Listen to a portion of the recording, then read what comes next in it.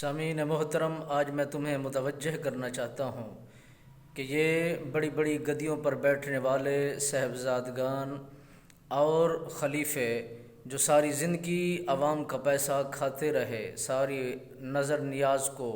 اکٹھا کرتے رہے، آج وہی لوگ اب ضرورت مند ہیں، انہی پر یہ وقت آ پہنچا ہے۔ یہ اس طرح کے مسائل میں وہ الجھ چکے ہیں،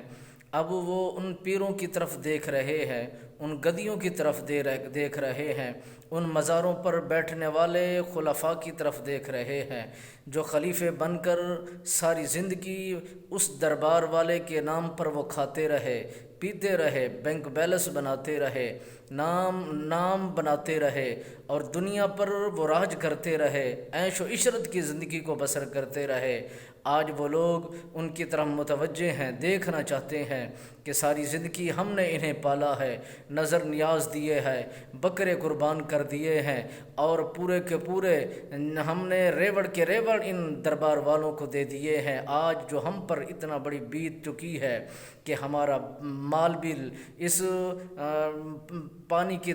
نظر ہو گیا ہے، اولاد بھی اس پانی کی نظر ہو گئی ہے، سب جمع پونجی اس پانی نے ہماری ساری کمائی اپنے شکنجے میں لے کر ہم سے جدا کر دیا ہے۔ آج ان پیروں کی طرف دیکھا جا رہا ہے۔ میں بتانا چاہتا ہوں، میں تمہیں بتلانا چاہتا ہوں کہ ان جتنے بھی درباریں ہیں،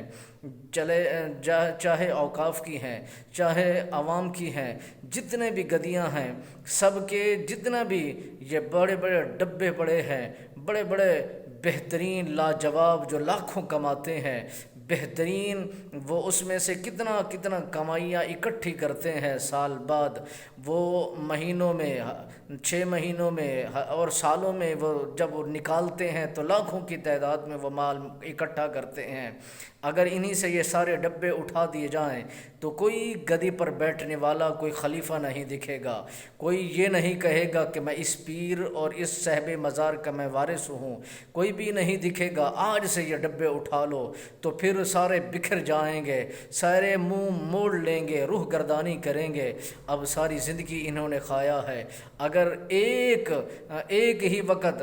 اب ان پر یہ وقت آ چکا ہے تو یہ گلے جنہوں نے اپنے ذات کے لیے ساری زندگی بھروائے ہیں، آج تو یہی گلے انہی کی خاطر کھول دو۔ رب تمہارے لیے خزانوں کے منہ کھول دے گا۔ لوگوں کی مدد کرو، تم پر خدا مدد فرمائے گا۔ میرے نبی نے فرمایا جو لوگوں پر رحم نہیں کرتا اس پر رحم نہیں کیا جاتا، جو خدا کی مخلوق پر رحم کرتا ہے اس پر بھی رحم کیا جاتا ہے۔